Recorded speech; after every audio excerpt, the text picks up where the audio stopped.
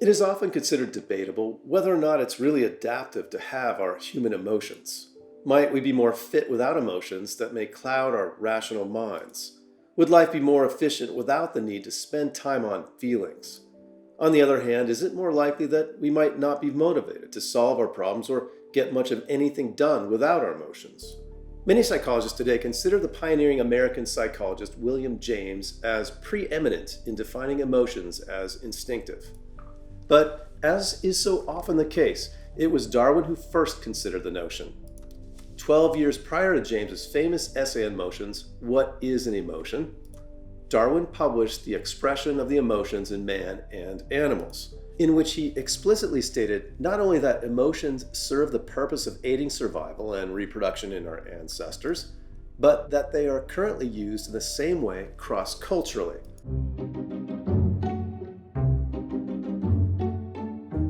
In 1837, something was causing a stir at London Zoo. Their first orangutan, Jenny, was introduced to an astonished audience. Exotic animals were being brought to Britain from across the empire.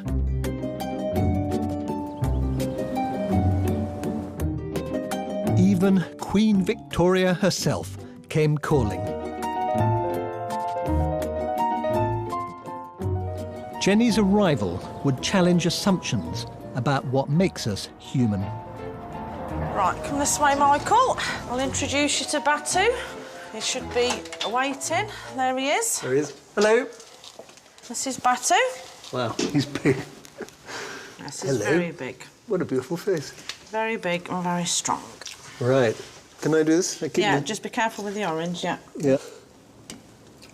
Oh, very delicately done. He doesn't want to drop it. He's even ruder than my kids. That's rude, stop it. You could actually see that wonderfully sort of sullen look on his face. Yeah.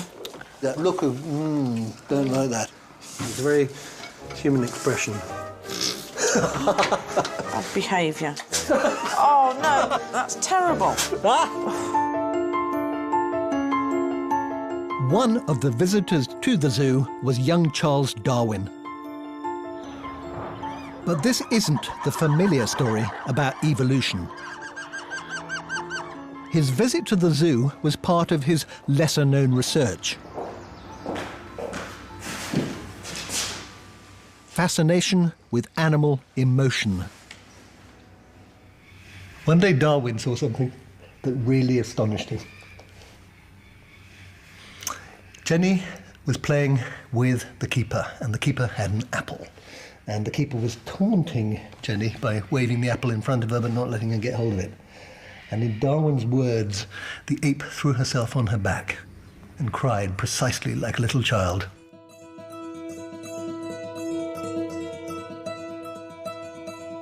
Darwin became convinced that the expressions of emotion he saw in Jenny and in humans were the same. His research developed over 30 years. Tenderness, shame, joy. He saw them all in animals. Darwin was not alone, however, in considering emotions to be universal. During the last 30 years of the 19th century, Darwin, James, and Freud all discussed human emotions and their universality. Darwin, having observed the same emotions on the faces of individuals from a range of different isolated cultures, argued that such expressions must be inherited rather than learned. Darwin saw emotions as internal psychological states, the expressions of which are rudimentary vestiges of behavior handed down from our ancestors. More specifically, he argued that human facial expressions had a common evolutionary origin with our primate relatives. In the expression of the emotions in man and animals, Darwin introduced three principles around which he considered emotions to be based.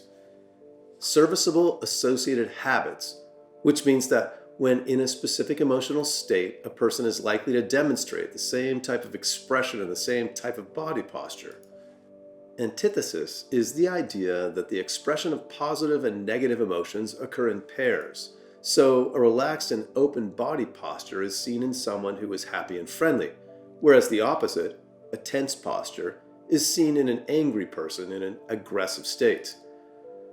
Direct action of the excited nervous system on the body, independently of the will, is when, in a strongly aroused state, our facial expression, intonation, and body posture all let others know about our internal state. We tremble with fear, we withdraw physically from a disgusting scene, and our whole body may shake when we laugh. All of these things occur without conscious effort.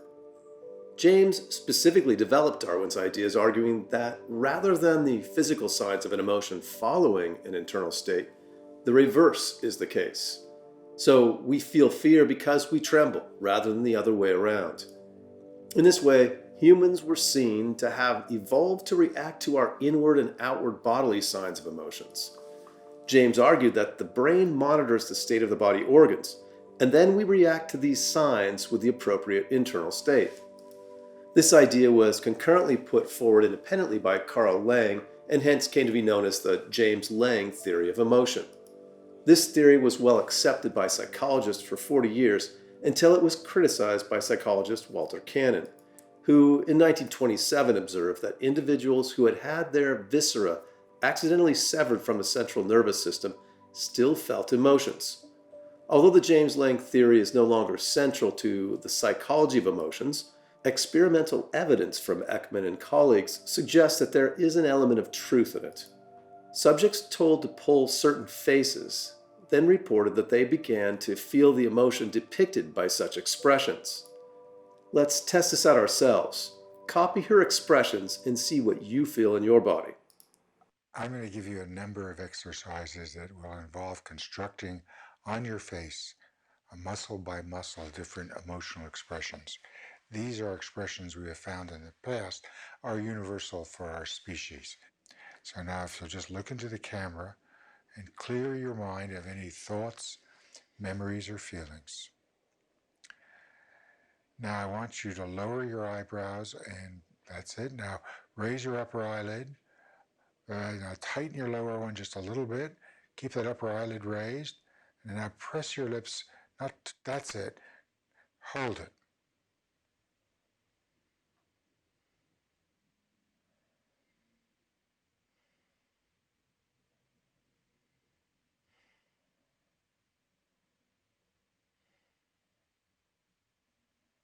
All right, now rest.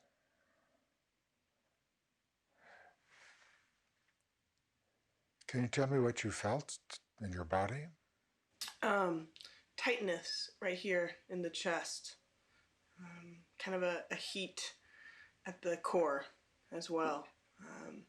And a very strong sense of focused concentration. And any memories? I think I felt a defensive feeling, like when I'm at work and I feel threatened. And when that expression appears on your face, like at work, are you aware of it? Yes, very. Working in the ER, I have to be very aware of what my face is showing, and I try to release it immediately. Now, what you were, of course, constructing on your face was one of the standard angry expressions, controlled anger. You weren't shouting and screaming, but nevertheless, you were preparing. We also see that before a violent act, and it should have produced in your body if we were measuring it, and in the research we've done, it's the background for this, we have measured people's heart rate, which goes up 10 to 15 points. Your blood pressure should have been up, and your skin temperature. So tight, contained pressure in a hot container, that's the metaphor for this.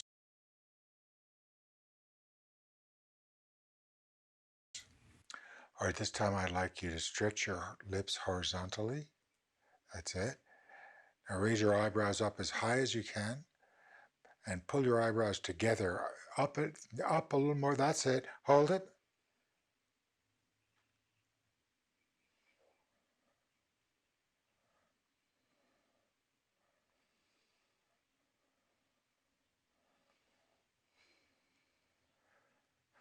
All right, rest. Take a cleansing breath. What'd you feel in your body that time? I felt very anxious, very worried, felt tense to be in that. Did you feel hot again or cold? Hot again, but also like not the kind of hot that felt strong, the kind of hot that felt uncomfortable. Our research shows that when you do that, it does raise your heart rate like the anger expression does, but a lot of the blood goes to the large muscles in your legs, preparing you to run away. Not that you necessarily have to, but over the course of human history, that's what most people who survived did when they were in that kind of terror state that I was getting you to create.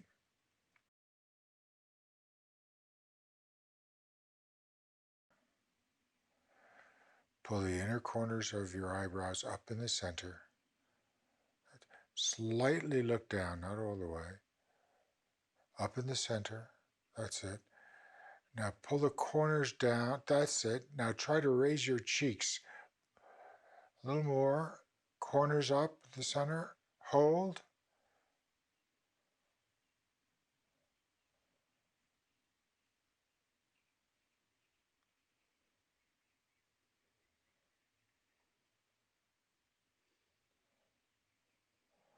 All right, let that go. Take a nice cleansing breath. Giving you an emotional workout. I see a little bit of tears in your eyes. So what'd you feel? Sad. Any memory come to mind? Yeah, I in my work see a lot of sadness. And I was thinking of some of the families I see who are losing loved ones. What'd you feel physically? The more my eyebrows came up, the more my eyes wanted to fill up, and my heart just felt heavy in my chest. It's kind of I felt like it's a paralyzing feeling, not one where you're ready to go, but one you're going to get stuck in. Loss. Terrible loss. Mm-hmm. Emotion, motivation, and cognition are often considered to be the big three areas that psychologists study. Emotion and motivation are both associated with arousal and goal-directed behavior. How might we distinguish between these two concepts? Ross Buck sees motivation as a potential for the activation and direction of behavior inherent in a system of behavior. He suggests emotional states have three components not normally associated with motivation. Emotions involve feelings such as anger, fear, and happiness. Emotions are associated with expressive behaviors such as smiling or crying. Emotions are associated with peripheral physiological responses such as changes in heart rate or sweating. However, we only react emotionally when something affects our progress towards our motives and goals. Which came first? Are we motivated because we feel emotional about something, or do we develop an emotional state because we feel motivated towards a goal? Given that we have little difficulty in attributing motivations to animals, it might be argued that emotions evolved later to help serve motivations. Despite the ideas of Darwin, James, and Freud, during most of the 20th century, emotions were largely ignored by social scientists. Many of those who did consider them took either a behaviorist stance, seeing all of behavior as the outcome of conditioned learning, or in a similar vein, treated human behavior as almost infinitely malleable. This latter SSSM view of emotional expression was particularly associated with husband and wife team Gregory Bateson and Margaret Mead. These social anthropologists took issue with Darwin's innate view of emotions, and Mead, in particular, argued that each culture develops its own unique set of emotions. She even claimed that in at least one society, Samoan, there was no such emotion as sexual jealousy. The SSSM that prevailed throughout much of the 20th century may well have been one of the reasons that many psychologists shied away from investigating the universality of human emotions. If each culture has its own set of emotions, then this would have been a fruitless task. Today, however, much of Mead's work on cultural differences in emotions has been discredited due to problems of objectivity and preconceptions. According to the anthropologist Derek Freeman, Mead was duped by two Samoan girls who engaged in a game of misleading her about the emotions and general practices of their culture. Freeman's own study of Samoan society revealed that sexual jealousy was as common there as anywhere else. During the last 30 years, there has been growing evidence that Darwin was correct in his view of the universality of human emotions, at least as far as expressions are concerned. Psychologists are generally on much firmer ground when discussing emotional expression than the internal subjective states that we all experience. Facial expressions and body language can at least be observed and, to a degree, quantified. Comparisons can also be made between ourselves and our primate relatives. How a person really feels is very difficult to quantify, since people notoriously portray themselves in a dignified and positive light. Perhaps social life would grind to a standstill if everybody continually reported their moment-by-moment internal state to the world. Also, at least in Western industrialized society, we are frequently embarrassed when asked about our emotions. Due to this, we keep many of our feelings to ourselves and modify much of what we give away to others about our current internal states. In the late 1960s, Ekman and Friesen reported that the members of an isolated society living in a remote part of New Guinea, the South Four tribe, were able to both identify and to copy a number of facial expressions as used by Westerners. The tribespeople were also able to confirm that they used specific expressions under the same sort of circumstances as people in the West. When Ekman and Friesen presented photographs of the tribespeople facial expressions to their students back in the US, they were immediately able to identify such emotions. On the basis of these observations and studies in over 20 other countries, Ekman and Friesen suggest there are at least 6 basic universal facial expressions: surprise, anger, sadness, disgust, fear, and happiness. There is some dispute among these basic emotion theorists as to how many of these we really have. Clearly, we all show between 5 and 8 different emotional facial expressions. Most emotion theorists suggest that the large number that we all demonstrate is due to blending or mixing of these basic expressions. Ness suggests there are 3 components to emotions: physiological, psychological, and behavioral. Much of the work on emotions involves the psychological behavioral dimensions, but recent advances in neuroimaging techniques have allowed scientists to gain insights into their physiological basis. Using PET and fMRI scans, neuropsychologists have begun to uncover what is going on in the human brain when experiencing or viewing emotions. So far, 2 quite specific areas of the brain have been implicated in emotions: the amygdala and the orbital frontal cortex.